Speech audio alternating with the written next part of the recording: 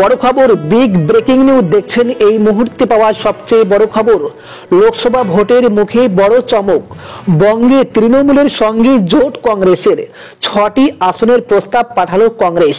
রাজ্যের কোন কোন 6টি আসন টার্গেট করছে কংগ্রেস, বিস্তারিত তথ্য জানতে হলে অবশ্যই ভিডিওটা শেষ পর্যন্ত দেখবেন।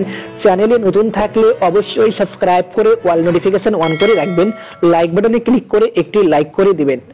বঙ্গে তৃণমূলের সঙ্গে জোট নিশ্চিত করে তৃণমূল নেত্রী মমতা বন্দ্যোপাধ্যায়ের কাছে 6টি আসনের সমঝোতার প্রস্তাব পাঠালেন কংগ্রেস নেত্রী সোনিয়া গান্ধী। এআইসিসি সূত্রের খবর, মঙ্গলবারই এই জোট প্রস্তাবে অনুমোদন দিয়েছেন সোনিয়া গান্ধী। তারপর সেই বার্তা দলের জোট কমিটির অন্যতম সদস্য সলমন খুরশিদ মারফত পাঠিয়ে দেওয়া হয়েছে বাংলার মুখ্যমন্ত্রী মমতা বন্দ্যোপাধ্যায়ের কাছে এবং তার উপর আলোচনা পুনর্বিবেচনার জন্য হাতে 10 দিন সময় রাখা হয়েছে। বড় বেশি বদল না হলে 20 তারিখের মধ্যে রাজ্যে তৃণমূলের সঙ্গে চূড়ান্ত আসন রফা সেরে ফেলতে উৎসুক কংগ্রেস। কোন কোন আসন নিয়ে সমঝোতা চাইছে কংগ্রেস?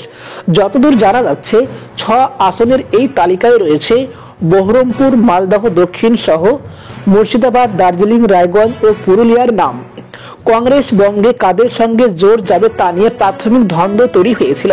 তৃণমূলের পাশাপাশি সিপিএম এর সঙ্গে জোটের রাস্তা তারা খোলা রাখতে চাইছে বলে চর্চা চলছিল, কিন্তু সেই সরাসরি এই পর্বে সোনিয়া গান্ধীর হস্তক্ষেপ দুটি বিষয় স্পষ্ট করে দিল।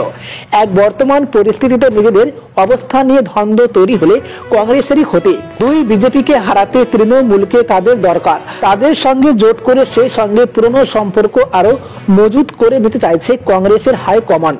সেক্ষেত্রে প্রদেশ নেতৃত্ব সিপিএম এর সঙ্গে মাখামাখি তাদের নাপসন্দ। এদিকে 13 জানুয়ারি প্রদেশ নেতৃত্বের সঙ্গে বঙ্গের জোট ভবিষ্যৎ নিয়ে বৈঠক করতে কলকাতায় আসছেন রাজ্যের কংগ্রেস পর্যবেক্ষক জিএম মির। তারপরই শুরু হয়ে যাবে রাহুল গান্ধীর ন্যায় যাত্রার প্রস্তুতি। 27 জানুয়ারি অসম থেকে কোচবিহারে প্রবেশ করবেন রাহুল। 3 দিন কোচবিহার, জলপাইগুড়ি, আলিপুরদুয়ার ঘুরে পূর্ণিয়া যাবেন। আবার 30-এ ঢুকবেন ডালখোলা হয়ে। পরপর 2 দিন মালদহ ও মুর্শিদাবাদে কর্মসূচি তার। তবে পুরোটাই করবেন গাড়িতে চড়ে। উত্তরে নেতৃত্ব চাইছে অন্তত 1-2 দিন রাহুল ওদিকের জেলাগুলিতে পদযাত্রা করুন।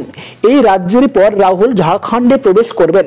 দলের দক্ষিণবঙ্গের নেতৃত্বের বক্তব্য, রাহুলের যাত্রার রুট কলকাতা ছুঁয়ে না গেলে রাজ্যব্যাপী তার প্রভাব সেভাবে পড়বে না।